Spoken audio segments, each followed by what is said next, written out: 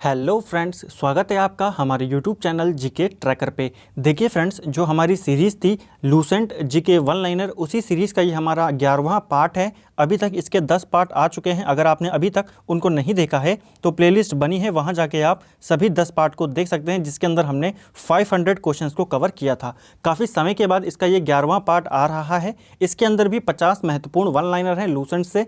चलिए इस वीडियो को स्टार्ट करते हैं। चलिए, पहला क्वेश्चन है आज का हमारा, सर्वप्रथम इतिहास को 3 भागों में बांटने का श्रेय किसे दिया जाता है? यानी कि इतिहास को 3 भागों में बांटने के लिए कौन प्रसिद्ध है? किसने सबसे पहले इतिहास को 3 भागों में बांटा था? तो क्रिस्टोफ सेलियस का नाम यहाँ पे आता है, जो कि एक जर्मन इतिहासकार थे। ठीक है, तो इतिहास को 3 भागों में बांटने का श्रेय इनको प्राप्त है।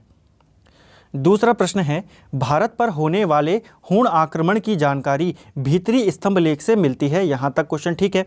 यह किसका है? तो यह किस शासक का है, यह आपने बताना है। तो 2 प्रश्न आपके यहाँ से बनते हैं। देखिए, भारत पे जो हूण आक्रमण होते थे, हूण यानी कि हूण देश भी बोलते हैं ना तिब्बत को, तो तिब्बती जो आक्रमण भारत पे होते थे उसकी जानकारी सबसे पहले हमें किस अभिलेख से मिलती है? तो जो भीतरी स्तंभ लेख है वहाँ से। लेकिन यह स्तंभ लेख है किसका? तो यह गुप्त शासक स्कंदगुप्त का है। ठीक है, किसका है? यह स्कंदगुप्त का है। और कई बार ये प्रश्न भी पूछा जाता है, भारत में सर्वप्रथम हूण आक्रमण किसके शासनकाल में हुआ था? स्कंदगुप्त के। ठीक है, अगला प्रश्न है, राजगद्दी पर बैठने के समय अशोक कहाँ का राज्यपाल था? तो देखिए, अशोक जो था चंद्रगुप्त मौर्य वंश का था ये। ठीक है, मौर्य वंश का शासक था और यह गद्दी पर बैठा था 269 ईसा पूर्व में, 269 ईसा पूर्व यानी कि बिफोर क्राइस्ट में।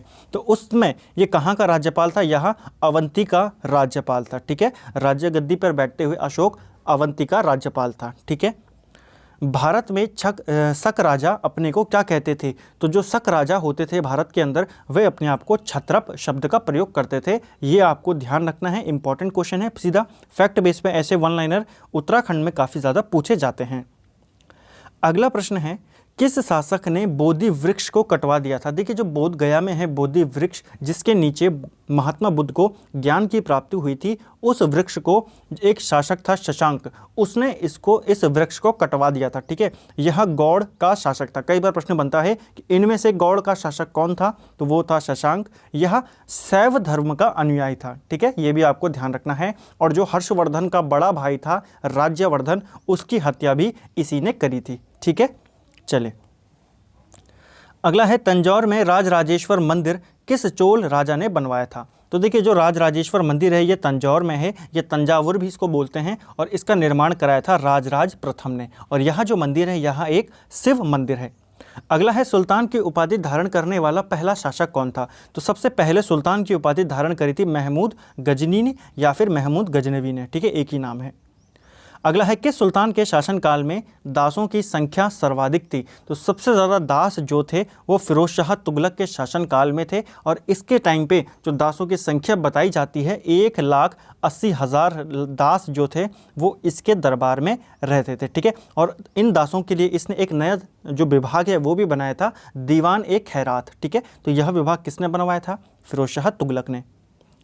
अगला है, किस वर्ष अकबर ने गुजरात को मुगल साम्राज्य में मिला लिया था? तो देखिए, अकबर ने 1572 में मुगल जो साम्राज्य था उसके अंदर मिला लिया था गुजरात को। ठीक है, इंपॉर्टेंट है क्योंकि गुजरात विजय के ही उपलक्ष्य में अकबर ने जो बुलंद दरवाज़ा है उसका निर्माण भी करवाया था। तो कई बार प्रश्न बनता है, अकबर ने बुलंद दरवाजे का निर्माण क्यों करवाया था? तो गुजरात विजय के उपलक्ष्य में। ठीक है, देखिए, गुजरात पर उसने आक्रमण 1571 में किया था, लेकिन लड़ाई हुई और जीते जीते इसको पूर्ण तरीके से 1572 में मुगल साम्राज्य में मिला लिया। उस समय जो मुगल वहाँ पे जो गुजरात में जो शासक कर रहा था वो था मुजफ्फर खां तृतीय, वो उस समय शासन कर रहा था। और एक और चीज़ अकबर की इस गुजरात विजय से पूछी जाती है। देखिए, अकबर सबसे पहले पुर्तगालियों से कब मिला था? तो गुजरात विजय के दौरान ही वो सबसे पहले पुर्तगालियों से मिला था, और यहीं पर अकबर ने सबसे पहले समुद्र को भी देखा था। ठीक है, ताजमहल का पूर्ववर्ती किसे माना जाता है? तो ताजमहल का पूर्ववर्ती माना जाता है हुमायूं के मकबरे को। ठीक है, हुमायूं की टॉम जो कि कहाँ स्थित है? यह दिल्ली में स्थित है। अगला है, सिखों के किस गुरु का प्रारंभिक नाम लहना था? किस गुरु का शुरुआत का जो नाम था वो लहना था, ठीक है, यानी कि उनका नाम पहले लहना था, बाद में उनका नाम परिवर्तन हुआ, तो वो थे गुरु अंगद, ठीक है। तो गुरु अंगद का नाम ही लहना था और ये गुरु नानक के शिष्य थे। इनको ही गुरु नानक ने अपना उत्तराधिकारी घोषित किया था, ठीक है। ये सिखों के दूसरे गुरु थे और गुरुमुखी लिपि जो है उसका आरंभ भी इन्होंने किया था।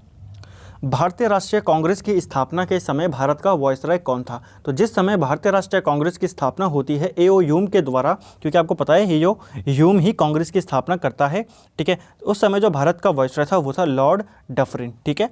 लॉर्ड डफरिन के सुझाव पर ही एओ ह्यूम ने कांग्रेस की स्थापना करी थी, ठीक है। तो इसका कार्यकाल आप देख सकते हैं 1884 से लेकर 1888 है और आपको पता है कांग्रेस की जो स्थापना होती है वो 1885 में होती है, ठीक है। इसका पहला अधिवेशन कहाँ होता है और उसकी अध्यक्षता कौन करता है और उसमें कितने लोग होते हैं, कमेंट करके आप मुझे बताएंगे। कई बार हम इसको डिस्कस कर चुके हैं, ठीक है। अगला है हमारा सिद्धू व कान्हू का संबंध किस विद्रोह से था? तो सिद्धू और कान्हू जो थे यह संताल विद्रोह से थे। यह जो संताल विद्रोह था यह बंगाल और बिहार के क्षेत्र में चला था 1855-56 के टाइम पे, ठीक है। तो इम्पॉर्टेंट है संताल विद्रोह, क्योंकि जो 1857 की क्रांति हुई थी उससे जस्ट पहले यह विद्रोह हुआ था, तो आपको ये ध्यान रखना है। अगला है वर्ष 1906 में कांग्रेस के कलकत्ता अधिवेशन की अध्यक्षता किसने करी थी? अब देखिए कांग्रेस के तो काफ़ी सारे अधिवेशन हुए हैं, लेकिन यहाँ पे पर्टिकुलर आपको याद कैसे रखना है कि इसकी अध्यक्षता किसने की थी। यहाँ पे तो सीधा पूछ लिया गया 1906 में किसने करी थी, तो इसके पीछे भी एक रीज़न होता है। हर क्वेश्चन का, हर एग्जाम में जो भी प्रश्न बनता है उसका एक लॉजिक होता है, तभी वो प्रश्न बनता है, ठीक है, इनडायरेक्टली नहीं बनता। तो देखिए 1906 का जो अधिवेशन था यह कलकत्ता में होता है और यहीं पर सबसे पहले स्वराज की मांग की गई थी, ठीक है। तो यहाँ पर डायरेक्टली पूछ लिया गया कि इसके अध्यक्ष कौन थे, तो दादा भाई नौरोजी इसके अध्यक्ष थे, ठीक है। चले अगला है मैं राज्य के पतन की इच्छा करता हूं, यह कथन किसका था? तो यह जो कथन है कि मैं राज्य के पतन की इच्छा करता हूं, यह कथन था राम प्रसाद बिस्मिल का, ठीक है। देखिए राम प्रसाद बिस्मिल जो थे काकोरी कांड के मुख्य अभियुक्त थे, इनको उसी के लिए सजा दी गई थी, फांसी की सजा इनको दी गई थी। काकोरी कांड जो था यह 9 अगस्त 1925 को होता है, ठीक है। कई बार पूछा जाता है काकोरी कांड कब घटित हुआ था, तो मेन जो आइडिया था काकोरी ये जो ट्रेन थी इसको लूटने का, वो इन्हीं का माना जाता है, राम प्रसाद बिस्मिल का, ठीक है। तो 1925 में काकोरी कांड हुआ और 1927 में जो इसके दोषी लोग थे उनको सजाएं दी गई, जिनके अंदर राम प्रसाद बिस्मिल भी थे, राजेंद्र लाहिड़ी थे और अशफाक उल्लाह खान भी थे, ठीक है। इन तीनों को यहाँ पे फांसी दी गई थी, तो यह आपको ध्यान रखना है। सभी राजनीतिक दलों का शिमला सम्मेलन कब आयोजित हुआ था? देखिए जो सर्वदलित सम्मेलन हुआ था शिमला के अंदर, यह 1945 में हुआ था और ये बुलाया था उस समय जो भारत का वायसराय था लॉर्ड वेवेल। लॉर्ड वेवेल ने 1945 में सभी दलों का एक सम्मेलन बुलाया शिमला के अंदर, जिसमें मुस्लिम लीग भी थी, कांग्रेस भी उसके अंदर थी, ठीक है, ताकि दोनों में समझौता कराया जा सके। अगर आपको यहाँ पर पूछे इसमें कांग्रेस की तरफ से भाग किसने लिया, कांग्रेस का नेतृत्व किसने किया इस सम्मेलन में, तो वो किया था अबुल कलाम आज़ाद ने, ठीक है। और मुस्लिम लीग का पूछेगा तो मोहम्मद अली जिन्ना ने। हालांकि यह सम्मेलन विफल रहा था, ठीक है, विफल। अगला है काफ़ी इंपॉर्टेंट है, कांग्रेस का इतिहास पुस्तक के लेखक कौन है? तो कांग्रेस का जो इतिहास है यह लिखा है पट्टाभी सीतारामैया ने, ठीक है। अमेरिकी स्वतंत्रता संग्राम के तत्कालिक कारण क्या था? तो अमेरिकी जो स्वतंत्रता संग्राम था उसका जो तात्कालिक कारण था वो था बोस्टन टी पार्टी, जो कि 16 दिसंबर 1773 को होती है। और कई बार प्रश्न बनता है कि बोस्टन टी पार्टी का नायक कौन था? इसका नायक था सैमुअल एडम्स, ठीक है। इसके दौरान इन्होंने पूरे जहाज़ों में चाय भरी हुई थी, इन्होंने उसकी जो पेटियां थी चाय की भरी हुई उन सभी को जाके नष्ट कर दिया था, तो वही घटना बोस्टन टी पार्टी के नाम से जानी जाती है, ठीक है। अगला है वह एकमात्र शुद्ध ग्रह कौन सा है जिसे नंगी आंखों से देखा जा सकता है, यानी कि हम डायरेक्ट अपनी आंखों से उसको देख सकते हैं, तो उसका नाम है फोर वेस्टा। संपूर्ण विश्व को कितने समय जोनों में विभाजित किया गया है? तो पूरी दुनिया को 24 टाइम जोन जो है, समय जोन है 24, उसमें बांटा गया है। सर्वाधिक समय जोन रूस के अंदर है, ठीक है, लगभग 11 समय जोन रूस में होते हैं, ठीक है। भारत में कितने समय जोन है? 1, ठीक है। ऑस्ट्रेलिया में 3 है। अगला है किस ज्वालामुखी को भूमध्य सागर का प्रकाश स्तंभ कहा जाता है? तो भूमध्य सागर का प्रकाश स्तंभ कहा जाता है स्ट्रोम्बोली को, ठीक है। अफ्रीका का सर्वोच्च शिखर माउंट किलिमंजारो किस देश में स्थित है? तो अफ्रीका का जो सबसे ऊंची चोटी है माउंट किलिमंजारो, यह तंजानिया में स्थित है, ठीक है। अगला है स्वर्णिम त्रिभुज के अंतर्गत कौन कौन से देश आते हैं। तो जो स्वर्णिम त्रिभुज है, गोल्डन ट्रायंगल बोला जाता है, जिसके अंदर कौन कौन से देश आते हैं, देशों के नाम पूछ लिए जाते हैं। तो लाओस, थाईलैंड और म्यांमार, ये तीनों देश मिलाकर बनाते हैं गोल्डन ट्रायंगल। हीरा व्यापार का विश्व का सबसे बड़ा केंद्र है। तो हीरा व्यापार का सबसे बड़ा केंद्र जो है विश्व में वो है एंटवर्प, जो कि बेल्जियम में आता है। ठीक है। अगला है संसार का सबसे बड़ा शिकारी पक्षी कौन है। तो संसार का सबसे बड़ा जो शिकारी पक्षी है वो है कैंडोर, और यह दक्षिण अमेरिका में पाया जाता है। ठीक है, दक्षिणी अमेरिका जो है वहाँ ये पाया जाता है, इस महाद्वीप में। विश्व का सबसे ऊंचा ज्वार भाटा किस खाड़ी में आता है। यह प्रश्न UKSSC अपने एग्जाम में पूछ चुका है, उत्तराखंड में ये क्वेश्चन आ चुका है। ठीक है, तो जो विश्व का सबसे ऊंचा ज्वार भाटा आता है वह फंडी की खाड़ी में आता है, जो कि कनाडा में स्थित है। पूर्व का मैनचेस्टर किसे कहा जाता है। तो पूर्व का मैनचेस्टर जो जापान है, जापान का एक शहर है ओसाका, ओसाका को कहा जाता है। ठीक है, ये आपको ध्यान में रखना है। टोक्यो किस नदी के तट पर है। देखिए पिछले वीडियो में हमने पढ़ा था जो वॉशिंगटन है अमेरिका की राजधानी, वो थी पोटोमैक नदी के तट पर। यहाँ पर आपको जापान की राजधानी पूछी जा रही है टोक्यो कौन सी नदी के तट पर बसा हुआ है। तो यह अराकावा नदी के तट पर बसा हुआ है। जो फेमस जगह है वहाँ की ऐसे जो कैपिटल्स हैं उनकी नदियों के बारे में पूछ लिया जाता है। और टोक्यो तो मोस्ट इंपॉर्टेंट है क्योंकि 2021 में अभी ओलंपिक भी होने हैं और वो भी टोक्यो में होने हैं। ठीक है।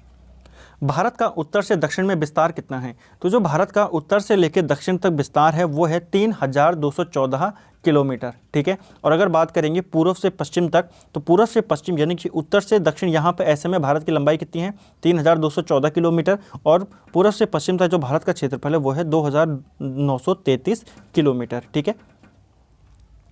किस चैनल द्वारा लक्षद्वीप 2 भागों में विभाजित है। तो लक्षद्वीप को 2 भागों में विभाजित करता है 11 डिग्री चैनल। ठीक है, तो 11 डिग्री चैनल किसको 2 भागों में बांटता है, लक्षद्वीप को। स्वतंत्र भारत के पहले कृषि एवं खाद्य मंत्री कौन थे। तो स्वतंत्र भारत के पूछेगा, ये अंतरिम मंत्रिमंडल पूछेगा, दोनों का आंसर एक ही है, डॉक्टर राजेंद्र प्रसाद। ठीक है, तो डॉक्टर राजेंद्र प्रसाद अंतरिम मंत्रिमंडल में, या फिर स्वतंत्र भारत के पहले जो कृषि एवं खाद्य मंत्री थे वो डॉक्टर राजेंद्र प्रसाद ही थे। ठीक है, और यही भारत के पहले राष्ट्रपति भी थे। अगला है भारत में कागज का पहला सफल कारखाना कब और कहाँ लगवाया गया था। तो जो कागज का पहला सफल कारखाना लगाया गया था यह 1879 में लखनऊ में लगाया गया था। ठीक है, कागज से रिलेटेड 2 प्रश्न आपको और बनते हैं। देखिए भारत में अखबारी कागज के लिए कौन सी जगह फेमस है, अखबारी कागज के लिए, तो वो फेमस है नेपा नगर। ठीक है, नेपा नगर जो है यह अखबारी कागज के लिए फेमस है। दूसरा प्रश्न, नोट छापने वाले कागज के लिए कौन सी जगह फेमस है। तो वो है होशंगाबाद। ठीक है, कौन सी जगह है, होशंगाबाद, और ये दोनों आते हैं MP के अंदर। ठीक है, ये भी आपको ध्यान रखना है। अगला है सर्वप्रथम जनगणना किस देश ने करवाई थी। देखिए सबसे पहले जनगणना करवाने वाला देश था स्वीडन। स्वीडन ने 1749 में जनगणना करवा दी थी। ठीक है, अगर पूछा जाता दशकीय जनगणना की शुरुआत किसने करी थी, यानी कि प्रत्येक 10 साल में शुरू किसने किया था, तो अमेरिका ने किया था 1790 से। ठीक है, और अगर पूछा जाएगा इंग्लैंड में जनगणना की शुरुआत कब से हुई, इंग्लैंड में 1801 से जनगणना होनी शुरू हुई। ठीक है, और भारत में आपको पता ही है 1881 से रेगुलर शुरू होती है और 1872 में पहली बार होती है। ठीक है, अगला है कोडाई कनाल हिल स्टेशन किस राज्य में स्थित है। देखिए यह प्रश्न भी एग्जाम में आ चुका है। कोडाई कनाल जो हिल स्टेशन है यह तमिलनाडु में स्थित है। कौन सी पंचवर्षीय योजना W मिलर मॉडल पर आधारित थी। तो W मिलर मॉडल पर आधारित थी 7वीं पंचवर्षीय योजना, जो कि 1985 से लेकर 1990 पे थी। ठीक है, 1985 से 90 तक।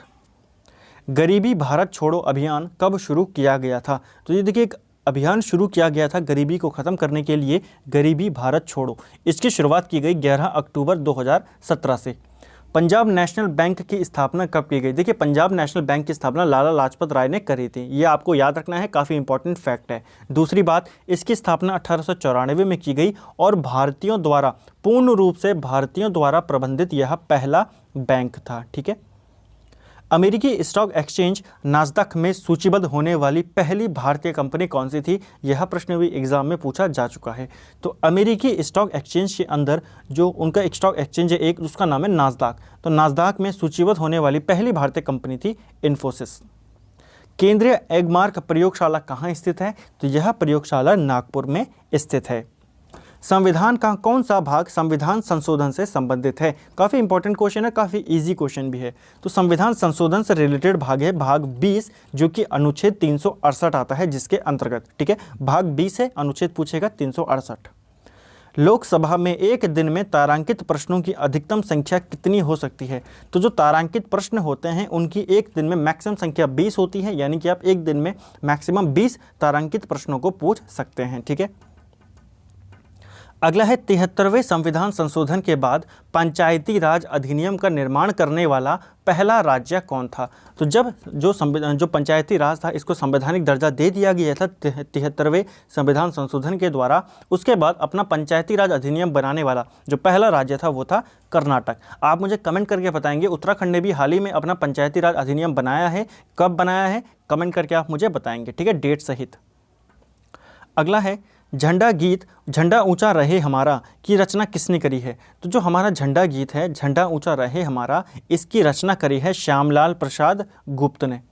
लेज़र का आविष्कार किसने किया था? काफ़ी इंपॉर्टेंट क्वेश्चन है, रिपीटेड क्वेश्चन है। तो लेज़र का आविष्कार किया था थियोडर मेमन ने। ठीक है, कई बार इसको ऐसे भी दे देता है एग्जाम में, TH और मेमन दे देगा। ठीक है, राजीव गांधी खेल रत्न व अर्जुन पुरस्कार पाने वाली प्रथम महिला कौन थी? यानी कि दोनों अवार्ड उसको मिले थे, राजीव गांधी खेल रत्न भी मिला और अर्जुन पुरस्कार भी मिला। तो ये दोनों पाने वाली जो खिलाड़ी थी उनका नाम था कुंज रानी, और इन्हें भारत की ग्रैंड ओल्ड लेडी के नाम से भी जाना जाता है। ठीक है, इनको क्या बोलते हैं? ग्रैंड ओल्ड लेडी भी इनको कहते हैं। चलिए, अगला है हमारा बैंक नोट जारी करने वाला पहला देश कौन था? देखिए, बैंक नोट जारी करने वाला पहला देश स्वीडन था। खाद्य एवं कृषि संगठन जो है फूड एंड एग्रीकल्चर ऑर्गेनाइजेशन, जिसको हम FAO कहते हैं, इसका मुख्यालय कहाँ है? तो इसका मुख्यालय इटली के रोम में है। इसकी स्थापना 16 अप्रैल 1945 को इसकी स्थापना की गई थी। ठीक है, अगला है विश्व प्रेस स्वतंत्रता दिवस कब मनाया जाता है? तो जो वर्ल्ड प्रेस फ्रीडम डे मनाया जाता है यह मनाया जाता है 3 मई को। ठीक है, अगला है इंटीग्रेटेड सर्किट चिप का विकास किसने किया था या आविष्कार किसने किया था? तो जो हमारी IC की चिप्स होती हैं इनका आविष्कार किया था JS किल्बी ने। ठीक है, आपको ये ध्यान रखना है, किल्बी ने इसका आविष्कार किया था। और जो IC चिप होती हैं ये किसकी बनी होती हैं? यह सिलिकॉन की बनी होती हैं। ठीक है, आज का अंतिम प्रश्न है हमारा, हमारी मंदाकिनी को सर्वप्रथम किसने देखा था? तो जो हमारी मंदाकिनी है जिसको हम मिल्की वे कहते हैं उसको सबसे पहले देखा था गैलीलियो ने। ठीक है, ये आपको ध्यान में रखना है। तो फ्रेंड्स, ये था हमारा Lucent GK one liner series का पार्ट 11। आप देख सकते हैं हमारे 550 क्वेश्चन को कवर हम यहाँ पर कर चुके हैं। 1550 क्वेश्चन हमने सीरीज़ के अंदर और देखने हैं। आप लोग अच्छे से सपोर्ट करेंगे तो जल्दी से मैं कोशिश करूँगा कि इसकी वीडियो रेगुलर डालूँ, लेकिन उसके लिए आपका सपोर्ट यहाँ पर चाहिए होगा। तो उम्मीद करता हूँ आपको वीडियो पसंद आया होगा। वीडियो पसंद आता है वीडियो को लाइक करें, शेयर करें, चैनल पे नए हैं तो चैनल को सब्सक्राइब करें, बेल आइकन को ज़रूर प्रेस करें और अपने दोस्तों के साथ शेयर करना ना भूलें। Thank you friends.